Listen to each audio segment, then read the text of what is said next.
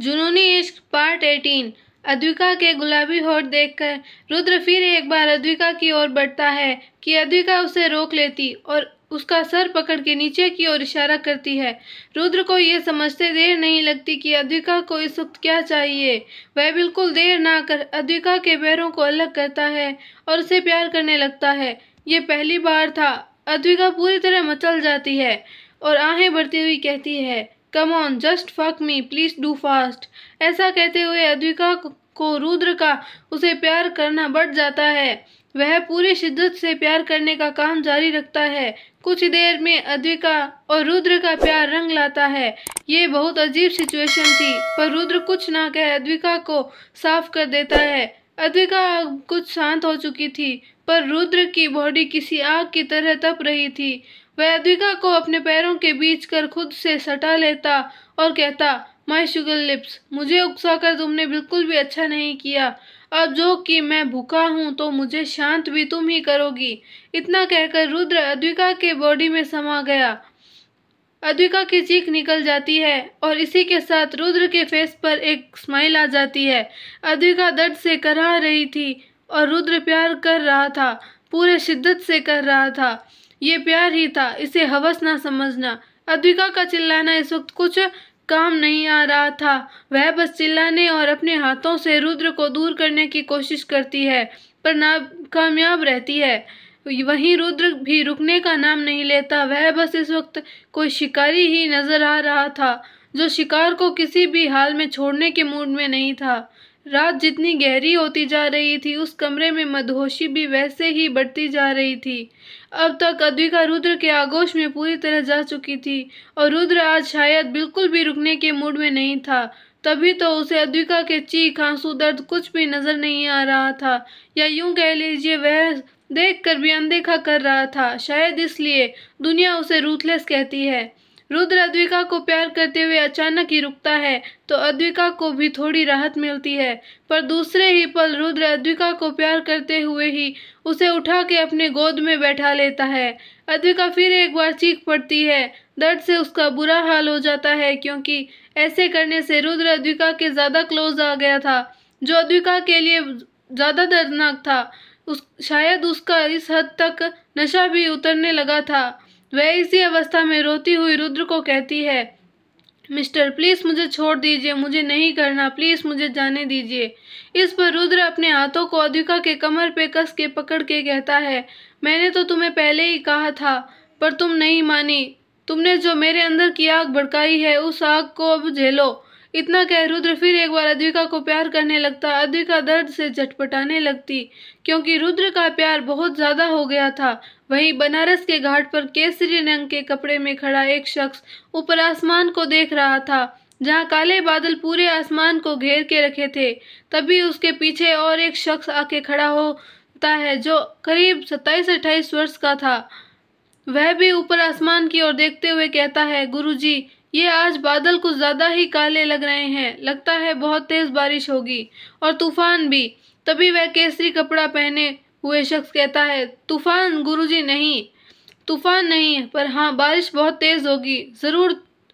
तुम समझे नहीं यारव, ये काले बादल कोई ऐसे बादल नहीं है, और ये जो हो रहा है ये कुछ बुरा होने का संकेत दे रहे हैं, या फिर बहुत बुरा हो चुका है, जो गलती से भी नहीं होना चाहिए था। इतनी बात हुई थी कि एक और शख्स दौड़ता हुआ वहां आता है, गुरुजी जल्दी चलिए, आपसे मिलने ओमकार जी और उनकी बहू आए हैं। ओमकार जी और दिव्या जी का जिक्र सुन वह शख्स थोड़ा चिंतित हो गया। वह उनसे मिलने के लिए हाँ कह देता है। वहीं जम्मू में रुद्र और अद्विका दोनों के जिस्म एक दूसरे से प्यार करने में लगे थे। अद्विका पहले से कम चिल्ला रही थी और रो रही थी।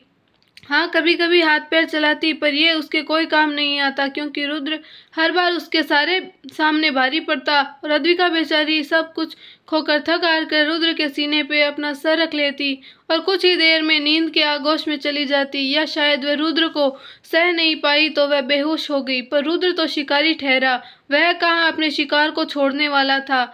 आज वह पूरी तरह से अद्विका को अपना बना लेना चाहता था। कुछ ही देर में वह रुकता और अद्विका के मुरझाए चेहरे को देखता। जो पूरी तरह से पीली पड़ चुकी थी। माय शुगर लिप्स, तुम मुझे जानना चाहती हो ना? ओके, आई प्रॉमिस कि मैं तुम्हें मुझे जानने का पूरा मौका दूंगा कि मैं कौन हूँ। पर एक कंडीशन है कि मुझे जानने के बाद तुम मुझसे दूर नहीं जाओगी, मेरे पास ही रहोगी मेरी बनकर। इतना बोलकर वह रुकता, फिर कुछ सोचते हुए कहता, एंड आई एम सॉरी, मैंने तुम्हें मेरे बाकी पेट्स के साथ मिलाया। Actually you are not my pet, you are my queen, my sweet adorable lovable my little baby girl, my sugar lips. उफ! इतना कहने के बाद रुद्र फिर एक बार अद्विका के होठों की तरफ अपने होठ बढ़ा देता, और फिर एक बार शुरू होता है रुद्र का अद्विका के होठों के रस पीने का सिलसिला। इस दौरान भी रुद्र अद्विका से अलग नहीं होता, वह उसे अभी भी प्यार करने में लगा था। वहीं बनारस में ओमकार जी और दिव्या जी अपने हाथ जोड़े उस केसरी कपड़े पहने शख्स के आगे खड़े होते हैं। ओमकार जी अपनी व्हीलचेयर को आगे कर उस शख्स के सामने कहते हैं, मेरी पोती को बचा लीजिए। इतना कहते ही वह शख्स अपनी आंखें बंद कर लेता और अपनी आंखों के आगे आसमान में काले बादल घूम जाते हैं। तो उसे समझने में देर नहीं लगती कि क्या बात हुई है। वह अपनी आंखें खोल दोनों जन को बड़ी सख्त नजरों से देखता और उन दोनों पर बिगड़ते हुए कहता है, मैंने पहले ही कहा था उस शैतान से कोई रिश्ता मत रखो, पर आप लोग नहीं माने और उस शैतान के आगे झुक गए। आखिर क्या हुआ? आपने अपना बेटा खो दिया और आज अपनी पोती। इतने में दिव्या जी कहती हैं, गुरुजी कुछ करिए, कोई उपाय निकालिए, मेरी बच्ची को बचा लीजिए, उसे वहां से कैसे भी करके निकालिए। रामनाथ, जो कि अवस्थी फैमिली के गुरुजी हैं, पर एक अरसे से आपस में किसी भी तरह का रिश्ता नहीं रखा। शायद वजह आप लोग समझ गए होंगे। गुरुजी कुछ देर सोचने के बाद कहते हैं, ये इतना आसान नहीं है। आपके उसके मेंशन में जाना यानी सीधे मौत के मुंह में जाने के बराबर है। कोई उपाय निकालना होगा हमें वहां से अद्विका को निकालने के लिए। इतना कह ओमकार जी को इशारा करते हैं तो आरव भी इशारा समझ हामी भरते हुए गुरुजी के पीछे हो लेता है। ओमकार जी, उस शैतान ने अद्विका के साथ शारीरिक संबंध बना लिए हैं। इतना सुन ओमकार जी अपने व्हीलचेयर से गिर गए। ओमकार जी जमीन पे गिरते उससे पहले ही आरव उन्हें संभाल लेता। ये बात सुनने के बाद ड्रैकुला किंग ने उनकी पोती के साथ क्या किया? ओमकार जी अपना आपा और दिमाग संतुलन कुछ पल के लिए मानो खो ही बैठे थे। तभी उन्हें संभालते हुए गुरुजी कहते हैं, ओमकार जी, जो हो गया उसे बदल नहीं सकते, पर हाँ ये भी सच है कि आगे आने वाले खतरे को हम संभाल सकते हैं, पर उसके लिए हमें अद्विका को उस मेंशन से निकालना होगा। ओमकार जी खुद को ठीक करते हुए पूछते हैं, कैसे? वह बहुत ताकतवर है, हम कैसे क्या करेंगे? आप चिंता मत करें, मेरे पास इसका उपाय है। मैं अकेला ना सही पर कोई और है जो उसको टक्कर दे सकता है। ओमकार जी, हाँ तो बताइए, उससे मदद लीजिए, पर आप मेरी पोती को वापस ले आइए। ऐसा कहते हुए वह अपना हाथ जोड़ लेते हैं। उधर जम्मू में एक भी दूसरे दिन सुबह के 10 बज चुके थे। अद्विका अभी भी रुद्र के नीचे निष्फिक्र सोई हुई थी, पर रुद्र की आंख कब की खुल चुकी थी। वह तो बस जी भर के अद्विका को निहारने में लगा था। तभी उसके रूम के दरवाजे पे नॉक होता है। रुद्र को यह बिल्कुल भी पसंद नहीं आता, पर फिर भी वह अपने गुस्से पे काबू किए अद्विका के ऊपर से उठता और झटके में अपने कपड़े शरीर पर डाल लेता। दरवाजा ना खोलते हुए वह आवाज लगाता है, जैसे उसे मालूम हो कि दरवाजे के उस पार कौन खड़ा है। अगर जीकर मन भर गया हो तो कह दो, मैं बिल्कुल देर नहीं लगाऊंगा तुम्हारी इच्छा पूरी करने में। इतना कह वह दरवाजा खोल देता है। तभी सामने खड़ा विराट अपना सर झुका कहता है, माय लॉर्ड, मुझे माफ करें, आपको ऐसे समय में परेशान किया। मैं बस आपको याद दिलाने आया था कि आज आपको यहाँ से निकलना है। विराट की बात पर रुद्र एक नजर पीछे सोती हुई अद्विका को देखता है और कहता है, मैं जानता हूँ, पर आज पहली बार हुआ है कि मुझे कोई चीज रोक रही है, पर क्या है मुझे नहीं पता, पर जो भी है मुझे अच्छा लग रहा है। इस पर विराट मुस्कुरा देता और अपना सर झुकाए ही कहता, माय लॉर्ड, अगर आपकी इजाजत हो तो मैं कुछ बताऊं? हाँ क्यों नहीं? रुद्र अपने बालों को समेट कर कहता है, माय लॉर्ड, इसे लव कहते हैं, जो आपको हो चुका है मिस अद्विका से। विराट ने तब बोल दिया। उसकी जान हलक में अटकी थी कि कहीं रुद्र उसकी गर्दन ना उड़ा दे, पर कुछ देर तक जब कोई हलचल उसे महसूस नहीं होती तो वह अपना सर ऊपर करके देखता है जहां रुद्र अद्विका को देखते हुए मुस्कुरा रहा था। तो विराट को भी ये समझते देर नहीं लगती कि यह सेफ है, उसकी गर्दन नहीं उड़ने वाली। वहीं बनारस के जंगल में एक घर में जहां ओमकार जी, दिव्या जी और गुरुजी के साथ ही आरव, ये भी चारों अपने हाथ में एक चांदी की खंजर लिए खड़े थे। उनके सामने एक फीमेल जो दिखने में देखने से लग रही थी कोई इंसान नहीं है। वह उन चारों को देखकर मुस्कुरा रही थी। वह कहती है, क्या बात है, आज मुझे अच्छे खासे दावत मेरे घर पर ही मिल गए। तभी गुरुजी उसे टोकते हुए कहते हैं, हम यहाँ पर तेरा खाना बनने नहीं, तुम्हारी मदद के लिए आए हैं। जिस पर वह महिला हंसती हुई, ओहो, तो तुम्हें मेरी मदद चाहिए? मुझे कोई बेवकूफ़ समझा है क्या मैं जो तुम्हारी मदद करूं? इससे इतना कहते हुए गुरुजी अपने हाथ में लिए पानी को उसके ऊपर फेंक देते हैं। वह चिल्लाती हुई नीचे गिर जाती है। उसके गिरते ही आरव झट से जा उसके सीने में एक चांदी की कील चुभो देता है।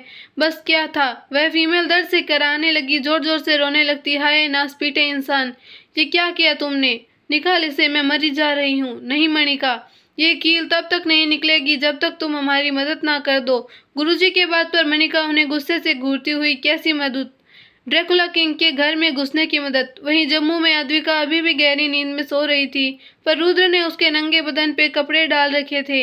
ये एक रेड कलर की ड्रेस थी। इस वक्त रुद्र ने हाथों में एक वाइन की भरी हुई गिलास थी और उसके आगे विराट अपना सर झुकाए खड़ा था। विराट, मैं बस कुछ ही देर में यहाँ से निकल जाऊंगा। मेरे जाते ही यहाँ का वातावरण नॉर्मल हो जाएगा, पर तुम एक बात याद रखना, मेरे जाने के बाद मेरी जान को कुछ नहीं होना चाहिए। माय लॉर्ड, आप चिंता ना करें, मैं पूरा ख्याल रखूंगा आपकी जान का। विराट ने ये सब अपना सर झुकाए ही कहा था और इतना सुनने के बाद रुद्र वहां से हवा की तरह कहीं गायब हो जाता। वहीं दूसरी तरफ गुरुजी के सामने मणिका कराहती हुई कहती है, तुम सब बहुत बड़ी गलती कर रहे हो। रुद्र को मात देना आसान नहीं है। तभी आरव कहता है, पर नामुमकिन भी तो नहीं है। आरव की बात सुन मणिका चिल्लाते हुए कहती है, तुम कमीने आदमी चुप ही रहो तो अच्छा रहेगा। देखो मणिका, इस वक्त तुम्हारे लिए यही अच्छा होगा कि तुम चुपचाप हमारी मदद करो, नहीं तो तुम्हें मैं यहीं पर मार कर गड़ा दूंगा। ये बात आरव ने चिल्लाते हुए कही थी, जिस वजह से मणिका अपने दोनों हाथ अपने कानों पर रख लेती और तो गुरुजी आरव को हाथ दिखा कर चुप रहने को इशारा करते। अब तक मणिका भी बहुत कोशिश कर चुकी थी और हार मान की कहती है, ठीक है, मैं मदद करने के लिए तैयार हूँ। जम्मू आज की हवा और कुछ और ही थी। आसमान में काले बादल कब के गायब हो चुके थे। तभी मेंशन का दरवाजा खुलता जहां आरव खड़ा था। आरव बिना किसी रोक टोक के मेंशन के अंदर चला जाता, पर कुछ कर पाता उससे पहले ही उसकी नज़र सामने खड़े विराट से टकरा जाती।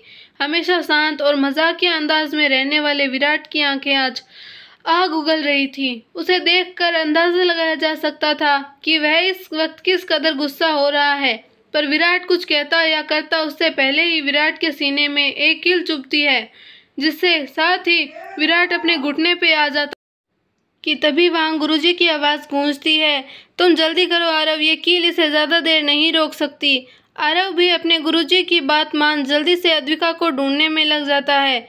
अपने घुटने के बल बैठे विराट की आंख लाल हो चुकी थी। वह दर्द से कराहते हुए कहता है, बहुत अच्छी चाल चल गए पंडित, मानना पड़ेगा। तुम्हें खैर कर लो जो करना है, बाकी तो तुम्हें भी पता है कि तुम किससे टकरा रहे हो। विराट की बात खत्म होते ही आरव भी अपनी बाहों में अद्विका को लेके आ चुका था, जो अभी भी बेहोश थी। विराट भी अब अपने कंट्रोल में आने लगा था, पर तभी गुरुजी कहते हैं, जल्दी चलो आरव, इससे पहले ये शैतान कुछ करे, हमें यहाँ से निकलना होगा। इतना कह दोनों अद्विका को लेकर दरवाजे से बाहर चले जाते।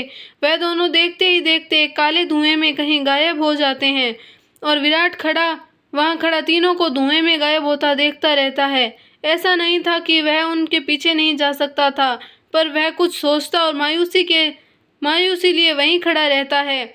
वहीं इधर मणिका सीने में अभी भी वह कील चुभा हुआ था। दर्द और जलन के होने के बावजूद भी मणिका लगातार कुछ मंत्र बुदबुदाए जा रही थी। तभी गुरुजी और आरव अद्विका को लेकर अचानक ही एक काले धुएं से बाहर आते हैं। अद्विका को बेहोश देखकर दिव्या जी की तो सांसें अटक जाती है। वह दौड़ते हुए उसके पास जाने लगती हैं कि गुरुजी उसे हाथ दिखा रोक देते हैं और रुकिए दिव्या जी, अभी आपकी बेटी शुद्ध नहीं है, इसे हाथ ना लगाएं, इससे पहले हमें शुद्ध करना होगा, फिर आप इसे हाथ लगा सकती हैं। इतना कह वह आरव को इशारा करते हैं अद्विका को नीचे ज़मीन पर सुलाने के लिए। आरव वैसा ही करता है। उसके बाद गुरुजी अपने हाथ में कुछ विभूति ले अद्विका के चारों ओर घेरा बना देते हैं और मणिका को धमकी देते हुए कहते हैं, मणिका अब आखिरी काम करो, तुम अद्विका के जम्मू जाने और आने तक की याददाश्त मिटा दो। मणिका भी अपनी जान बचाने के लिए वैसे ही करती है। वह कोई पानी जैसी कुछ अपने हाथों में ले अद्विका का मुंह खोल उसे पिला देती। कुछ ही वक्त में जब सब कुछ शांत हो जाता। सब कुछ हो जाने के बाद जब वहां से जाने लगते तो मनिका पीछे से आवाज लगाती है, ओ पंडित, मेरे सीने से ये कील निकाल कर जाओ। तभी वहां गुरुजी की आवाज गूंजती है, कोई जरूरत नहीं है, तुम जैसी पिशाचनी को ऐसे ही मरते छोड़ देना चाहिए। इतना कह वे आरव को इशारा करते हैं तो आरव उनके पास जा खड़ा हो जाता। आरव, हमारे जाते ही इस पिशाचनी का सर धड़ से अलग कर देना। आरव भी हाँ कर देता। इधर दूसरे ही दिन बनारस में बेड पर अद्विका अभी भी बेहोश हो रही थी। तभी उसके सर पर अपना हाथ फेरती हुई दिव्या जी बहुत धीमी आवाज में कहती हैं, मुझे साफ माफ कर दो मेरी बच्ची, मुझसे बहुत बड़ी गलती हो गई जो मैंने तुम्हें उस शैतान के पास भेजा। पर अब कोई भी चिंता नहीं है क्योंकि मेरी बच्ची अब मेरे आंखों के सामने है, वह भी बिल्कुल सुरक्षित। तभी दरवाजे पर एक मेड आती और दिव्या जी को बुलाने आई थी। दिव्या मैडम, आपको नीचे बड़े साहब बुला रहे हैं। इतना सुनने के बाद दिव्या जी भी सीधा नीचे चली जाती, जहां अभी भी गुरुजी ने पूजा खत्म किया था। वह दिव्या जी के हाथों में एक लोटा थमा देते हैं जिसमें अभिमंत्रित की हुई पानी थी। दिव्या जी वह लोटा ले समझ जाती कि उन्हें क्या करना है। वह बिल्कुल भी देर ना कर सीधा जा अद्विका के रूम में उसके ऊपर छिड़कने लगती। ऐसा करते ही अद्विका कशमशाने लगती और उसके बॉडी में एक अलग ही रौनक आने लगती, जो साफ जाहिर कर रही थी कि अद्विका की अशुद्धता गायब हो रही है। और गुरुजी आरव के साथ पूरे घर के बाहर चारों तरफ अभिमंत्रित की हुई पानी का छिड़काव में लग जाते। अगर आपको हमारा वीडियो पसंद आया हो तो स्टोरी को like, share, comment and channel को सब्सक्राइब जरूर करें। धन्यवाद।